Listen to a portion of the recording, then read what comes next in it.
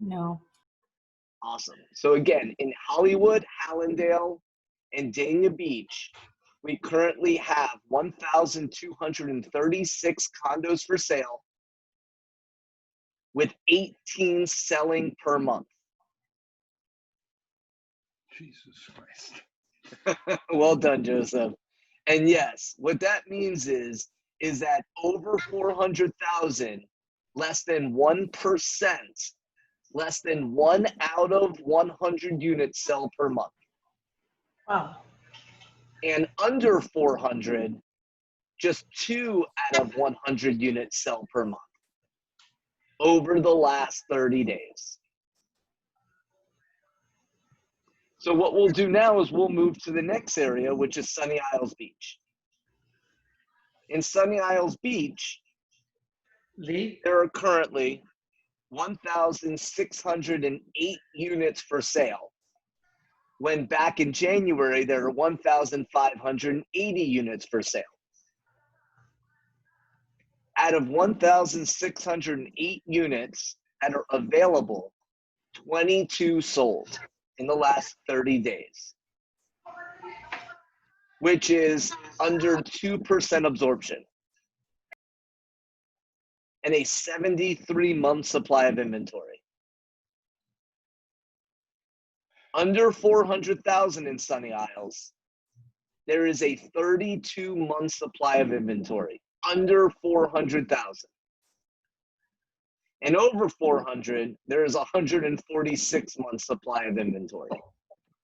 So the purpose of sharing this is so that you can share this data with a seller so they can position their home aggressively to be the 2% that sell per month. Moving on, Brickell. Brickell currently has 1,625 units for sale with 77 selling per month. Just in January, 5 months ago, there were 1,607 units for sale with 40 closing per month.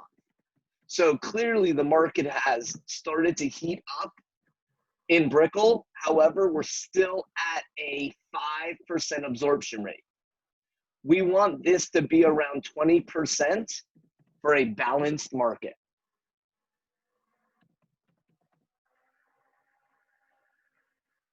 Plantation. I'm sorry, this is Hollywood Hills. In Hollywood Hills, we currently have 57 properties for sale with 8 selling per month, which is a 14% absorption and a 7-month supply of inventory. We are just tipped into a bit of a buyer's market, but we're right there at a balanced market, which is 6 months. So Hollywood Hills, which has always been a hot seller's market for the last couple of years, is starting to balance out. Pretty interesting. Aventura. Currently 1,301 units for sale with 44 selling. Under 400, we are at a 5% absorption or a 2-year supply of inventory. And over 400, we've pushed a 4-year supply of inventory. Pretty interesting. Pretty interesting. Miami Gardens. 303 actives, down from 378 in January. And we are at a 20% absorption, which is a balanced market. What comes on is coming off, and it's just balanced. 5-month supply of inventory. Last area that I have is Plantation. And we are at a 20% absorption, 5-month supply of inventory. But check this out. If you price it under 500, it's coming off the market with only 4 months of inventory. Any questions, guys, on market statistics? Feedback.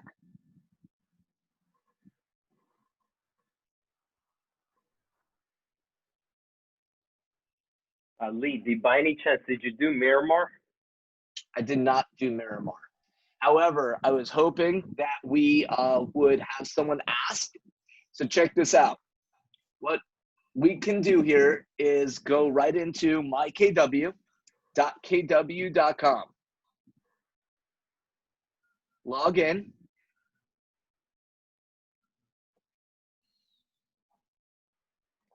Go here to reports. I'm sorry. Go here to My Market Center. My Market Center Intranet.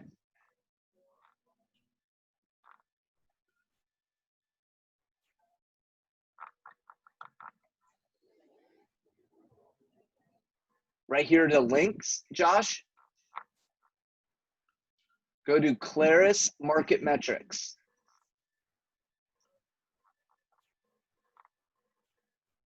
Oops, I'm sorry, not Claris Market Metrics. Let me go to Trend Graphics. Trend Graphics. I had it blocked on accident. When you go into Trend Graphics, change here to Broward County. You can go zip code. Do you have a specific zip code in mind? You're muted, Josh. 33321. 33321. So we click here, zip code, go down to the bottom, show chart.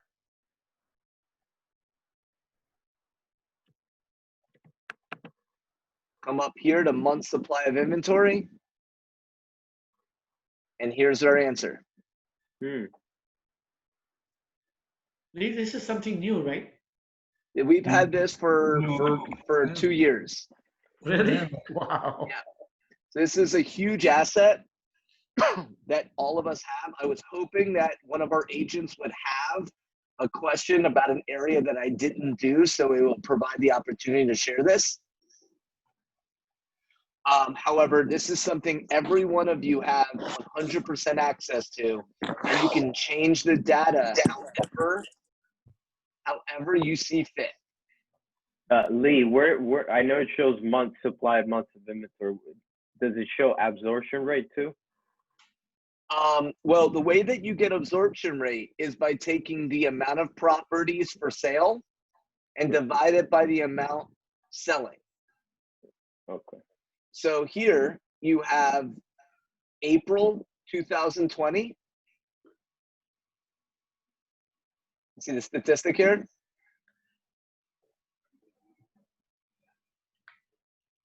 May Now we can 2020. Josh, stay with me. You're muted. I'm here. So 304 units and 62 sold. Okay. So if you go 304 divided by 62, that gives you 4.9. That's month's supply of inventory. Let's go back here. See the number? 4.9. Yeah. So now if you go back and you go the other way, you go Sold versus for sale. 304 divided by 62. I'm sorry, 62 divided by 304. 62 is the amount of units sold. 304 is what's active. You get 20% absorption. Yeah. Okay. Gotcha. Which is an absolute balanced market. Yeah. 20%.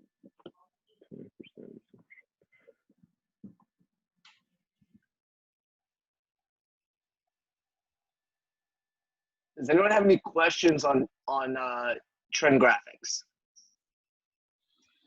And thank you, Josh, for participating. I was hoping that I'd have the opportunity to flow into trend graphics. You're welcome.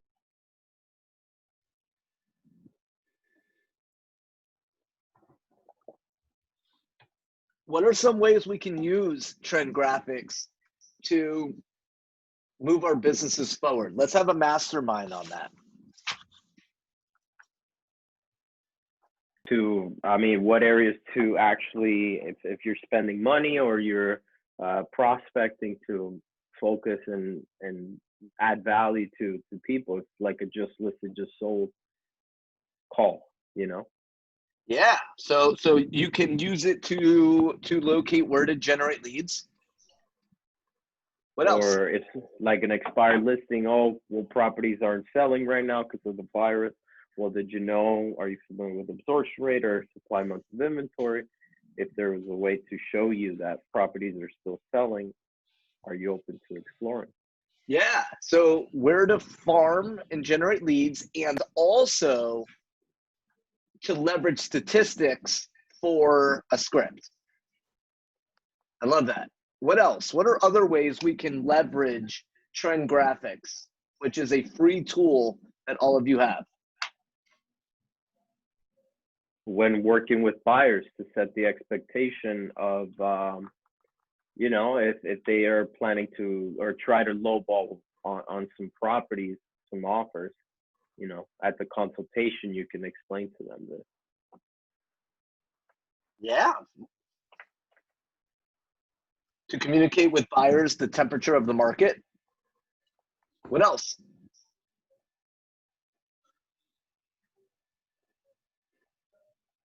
Often we have an owner that's concerned with the time frame, how long it's going to take to get their property sold. So in the listing presentation, we can give them a price where we'll get an immediate contract, one that may take 3 months, another one that may take 6 months. So used to put pressure on getting the correct price. Correct. I love that. What else?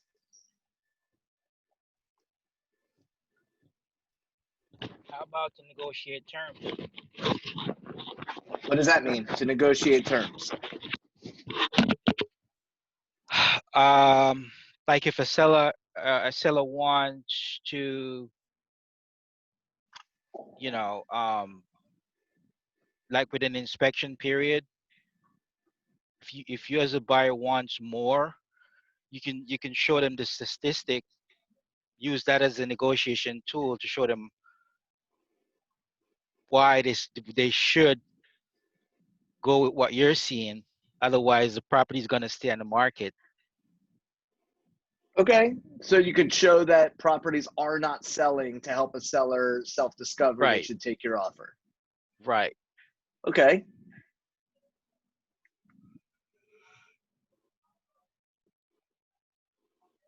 Can we think of any other ways?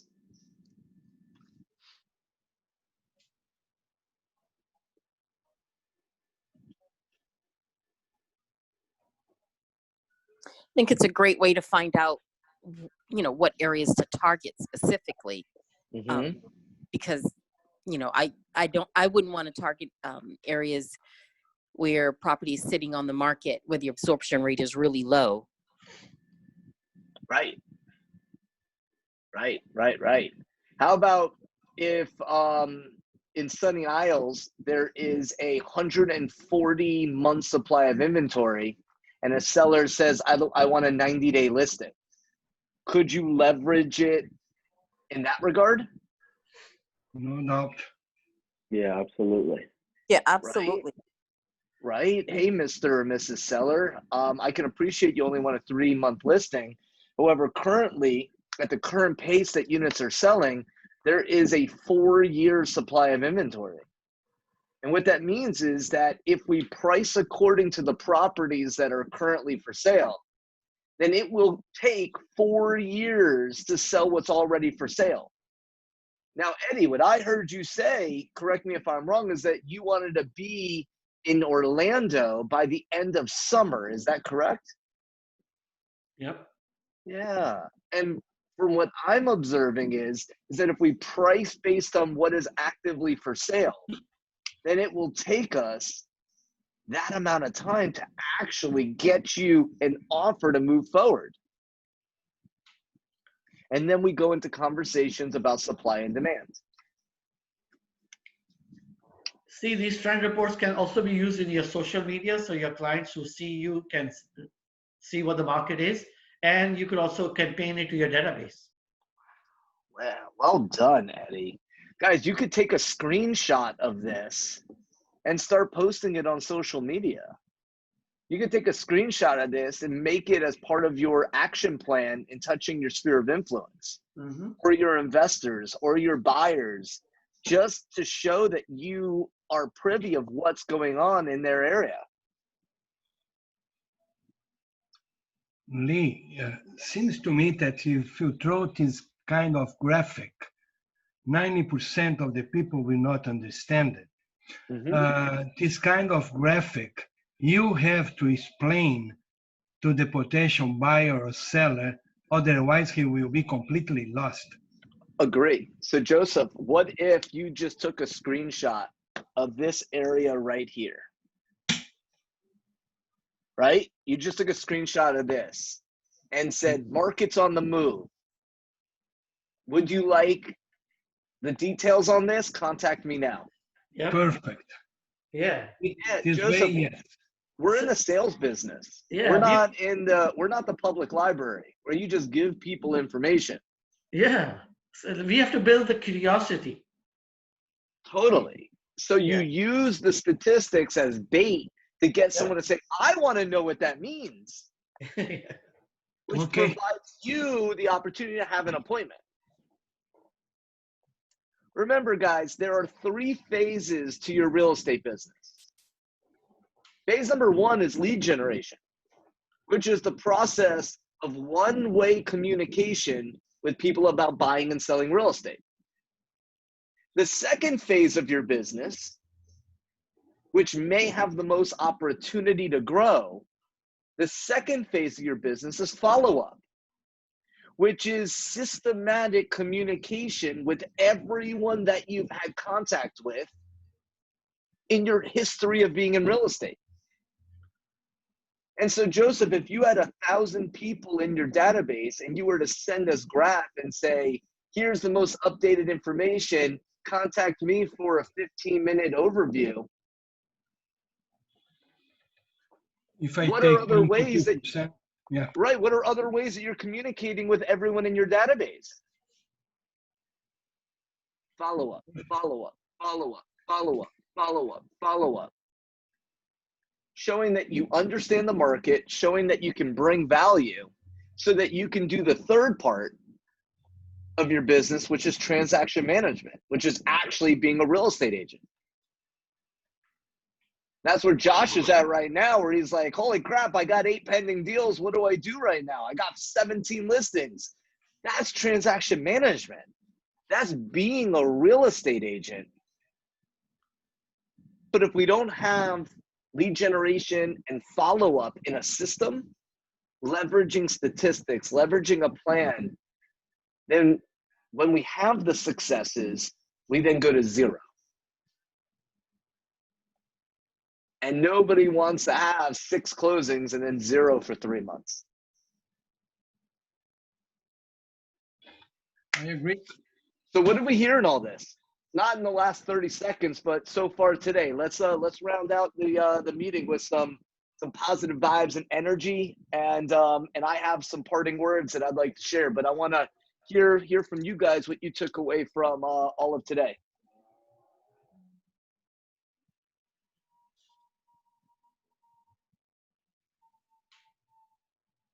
Hello?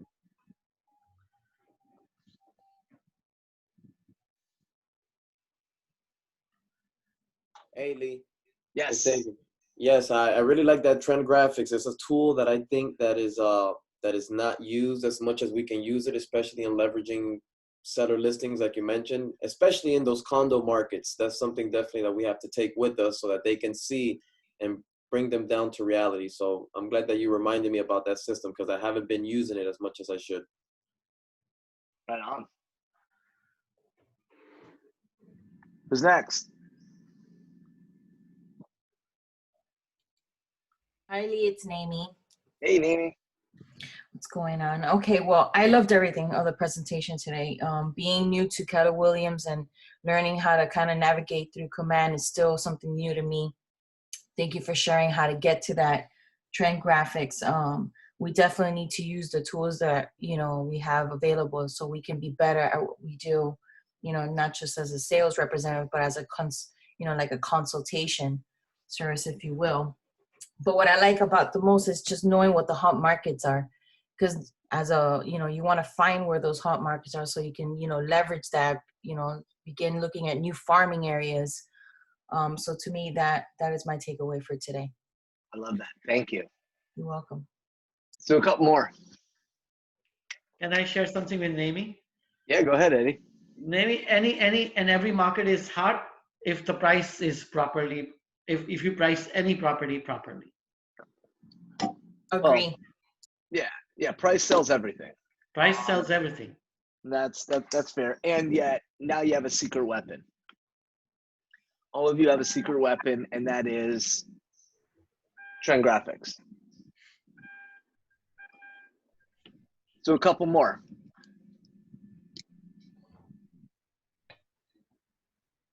Takeaways, ahas.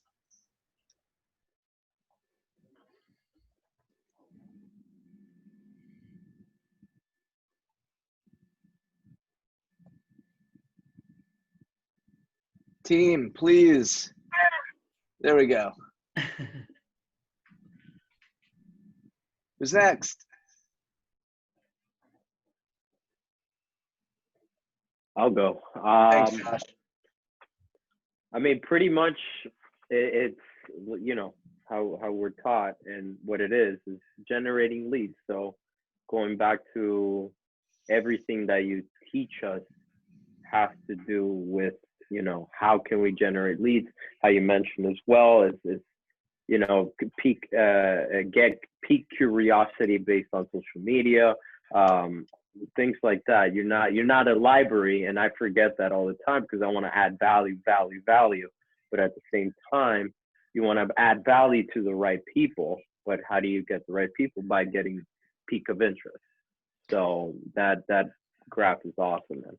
So I love that, Josh. And let me give kind of round the edges on that. What you just said, let me round it off so that you have it and you're able to piece it together. What you said is you take data and leverage a call to action. The purpose of anything we do is to generate a lead. The way we generate leads is by creating call to actions. Would you like to know an updated statistic in your area? Contact me now. Is the market hot or cold? Let me share with you now. Contact me today. I'm just coming up with different call to actions. Sweet. Can we get one more? Aha. Wow. Takeaway from today.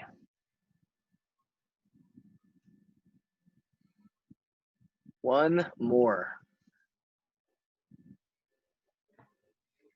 I gotta say, Lee, I like that trend graphic tool because the way how you explain it now, it's really kind of like a bait where you could use to grab leads, to capture, you know, to get leads, and then use your, you know, your professionalism, what you know, to explain so they can see that you know what you're doing and want to work with you. Right on. Yeah, leverage the statistics. Well done. So thank you for being here, guys. I wanted to have share a couple quotes from Gary Keller. And he says the only way to predict the future is to shape it. He says difficult times requires difficult decisions. Radical change requires radical change. And radical change in circumstances always forces a radical change in priorities.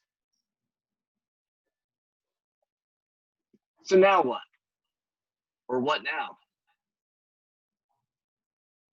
It seems that we've survived. So think of leads or generating leads as a transfer of actions that leads to a transfer of wealth. In other words, every time that there's a recession,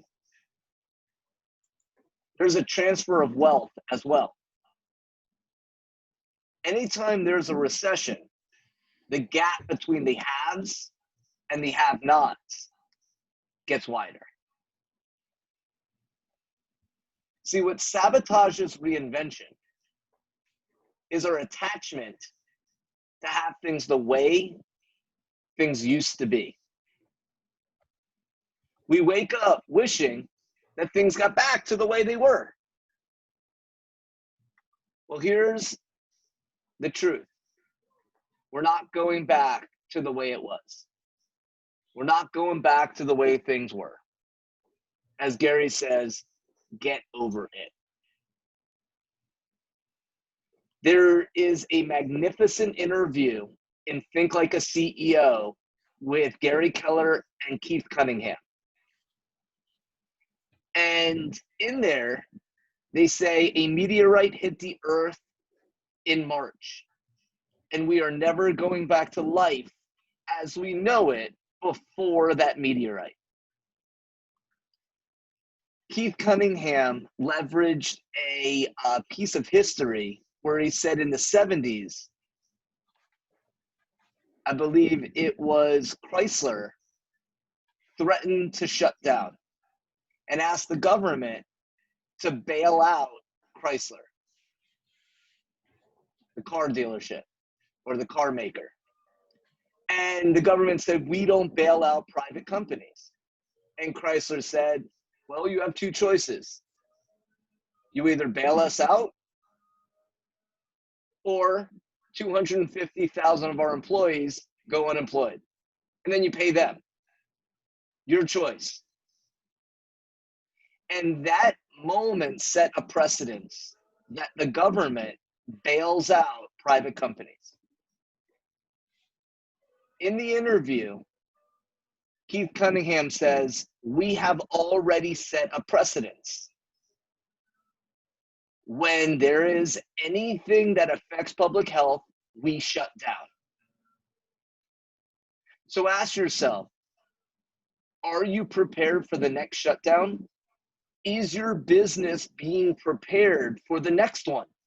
Whether it's next week, 3 months from now, 3 years from now. Is your business, are you thinking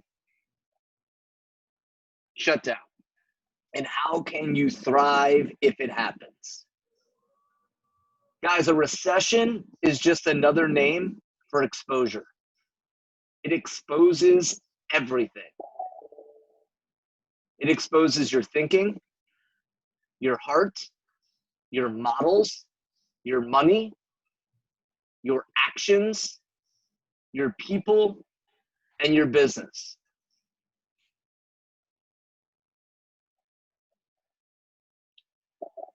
My goal in sharing all of this with you is that, hey, looks like there's a light at the end of the tunnel, and yet there's been more folks that contracted coronavirus in the last 2 days than like the last 10 days combined. The key here is to stay vigilant, stay healthy, stay plugged in, and let's work together on making the third quarter the most prosperous quarter that any of you have ever seen. Thank you for your time today, and know that I'm here in your corner, ready to rock and roll. So please reach out. Know that Eddie, myself, Sue Magende, Alan, the ALC, we're all here for you. Thank you. Thank you, Lee. Thank you.